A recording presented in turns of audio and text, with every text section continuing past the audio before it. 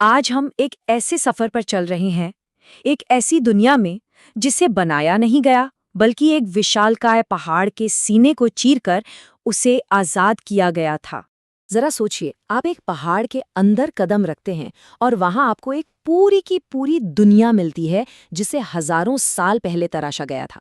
ये कोई कल्पना नहीं है, ये हकीकत है भारत के दो सबसे हैरत अंगेज अजूबों की, अजंता और एलोरा की गुफाएं। लेकिन सवाल ये उठता है कि कैसे कैसे उस जमाने के कारीगरों ने, जिनके पास सिर्फ छेनी और हथौड़े जैसे साधारण औजार थे, वास्तुकला और कला का ऐसा नामुमकिन सा लगने वाला कारनामा कर दिखाया। इस सवाल का जवाब पाने के लिए हमें ये समझना होगा कि ये कहानी किसी एक जगह की नहीं, बल्कि दो बिल्कुल अलग और अविश्वसनीय कामयाबियों की है। देखिए, अक्सर हम अजंता और एलोरा का नाम एक साथ ही लेते हैं, है ना, जैसे कि वो एक ही जगह हों। पर सच तो ये है कि ये दोनों एक दूसरे से 100 किलोमीटर से भी ज्यादा दूर हैं, और हर एक की अपनी एक अलग कहानी है, एक अलग पहचान है। तो चलिए इनके बीच का फर्क समझते हैं। अजंता, उसे आप एक शांत एकांत में बनी आर्ट गैलरी की तरह समझ सकते हैं, जो सिर्फ बौद्ध धर्म को समर्पित है। वहीं दूसरी तरफ एलोरा है, एक विशाल खुला हुआ शहर जहां एक नहीं बल्कि तीन तीन धर्मों का संगम देखने को मिलता है। एक पत्थरों में उकेरा गया शहर। तो हमारा ये सफर शुरू होता है अजंता से, एक ऐसी जगह जो सदियों तक दुनिया की नजरों से ओझल थी। वाघुर नदी के किनारे घोड़े की नाल जैसे दिखने वाले एक पहाड़ी मोड़ में छिपी हुई अजंता की गुफाओं में घुसते ही ऐसा लगता है मानो यहाँ की दीवारें आपसे बात करना चाहती हैं। इन दीवारों पर उकेरी गई हैं जातक कथाएं। ये भगवान बुद्ध के पिछले जन्मों की कहानियां हैं, जो नैतिकता, करुणा और त्याग का सबक सिखाती हैं। ये चित्र सिर्फ सजावट के लिए नहीं थे, ये उन बौद्ध भिक्षुओं के लिए प्रेरणा थे जो यहाँ रहते थे, ध्यान करते थे। और ये कोई मामूली चित्रकारी नहीं है, ये प्राचीन भारतीय कला का शिखर है। हजारों साल बाद भी इनमें भरे रंग, इनमें छुपी भावनाएं जिंदा हैं। आप गुफा नंबर 1 में पद्मपाणि की शांत और करुणा से भरी तस्वीर देखिए, या फिर गुफा नंबर 26 में लेटे हुए बुद्ध की विशाल प्रतिमा, जो एक अजीब सा सुकून देती है। हर एक कलाकृति अपने आप में एक पूरी कहानी है।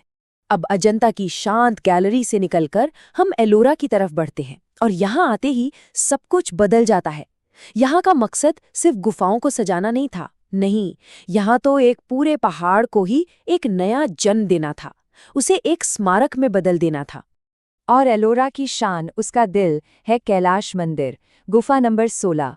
ये आर्किटेक्चर का वो करिश्मा है जिस पर पहली नज़र में यकीन करना ही मुश्किल हो जाता है। सोचिए, ये दुनिया की सबसे बड़ी अकेली चट्टान से तराशी गई इमारत है। मतलब इसे बनाया नहीं गया, इसे एक ही पत्थर से आज़ाद किया गया। इस मंदिर को बनाने में कुछ भी जोड़ा नहीं गया, बल्कि सिर्फ हटाया गया। अंदाजा है कि इसे बनाने के लिए कारीगरों ने करीब करीब 2 लाख टन ठोस चट्टान को काट काट कर हटाया था। 2 लाख टन, सिर्फ छेनी और हथौड़े से। और यहीं पर सबसे हैरान करने वाला राज सामने आता है। कोई भी इमारत नीचे से ऊपर की ओर बनती है ना, पर कैलाश मंदिर को ऊपर से नीचे की तरफ तराशा गया। जी हाँ, कारीगरों ने पहाड़ की चोटी से काम शुरू किया और धीरे धीरे नीचे की ओर चट्टान को काटते हुए छत, खंबे, कमरे और मूर्तियों को पत्थर से बाहर निकाला। अब इतने बड़े, इतने विशाल काम को देखकर एक सवाल तो मन में आता ही है कि आखिर कौन थे वो लोग, कौन थे वो जीनियस जिनके दिमाग और हाथों ने ये चमत्कार कर दिखाया। ये किसी एक इंसान या एक पीढ़ी का काम नहीं था, ये तो एक सपना था जो 1000 साल से भी ज्यादा वक्त तक जिया गया। सातवाहन, वाकाटक और राष्ट्रकूट जैसे कई राजवंशों ने पीढ़ी दर पीढ़ी इस विरासत को आगे बढ़ाया। कुछ लोग तो मजाक में ये भी कहते हैं कि इसे एलियंस ने बनाया होगा, लेकिन सच तो ये है कि इसका श्रेय किसी बाहरी शक्ति को देना प्राचीन भारतीयों की अविश्वसनीय प्रतिभा के साथ नाइंसाफी होगी। जैसा कि इस कोट में कहा गया है, ये काम किसी और का नहीं, बल्कि इंसानी दिमाग की एक बेहद कुशल, असाधारण और बहुत ही खूबसूरत रचना है। तो असली राज क्या था? असली राज था इंसानी जज्बा, बेहिसाब सब्र और कारीगरों के वो खानदान जिन्होंने अपना हुनर और ज्ञान एक पीढ़ी से दूसरी पीढ़ी को दिया। उन्होंने अपनी पूरी जिंदगी एक ऐसे काम के लिए लगा दी जिसे वो जानते थे कि वो कभी अपनी आंखों से पूरा होते हुए नहीं देख पाएंगे। सदियों तक गुमनामी में रहने के बाद 1819 में जब ये गुफाएं दुनिया के सामने फिर से आईं, तो लोगों की आंखें खुली की खुली रह गईं और आज भी ये हमें उतना ही हैरान करती हैं। और खासकर एलोरा, वो धार्मिक एकता का एक ऐसा प्रतीक है जिसकी मिसाल मिलना मुश्किल है। सोचिए, एक ही जगह पर हिंदू, बौद्ध और जैन तीनों धर्मों के पवित्र स्थान एक दूसरे के साथ शांति से बनाए गए। ये उस दौर की सोच को दिखाता है। ये गुफाएं आज हमसे एक सवाल पूछती हैं कि हम उस सभ्यता से क्या सीख सकते हैं जिसके पास सदियों तक पहाड़ तराशने का सब्र, दूर की सोच और लगन थी।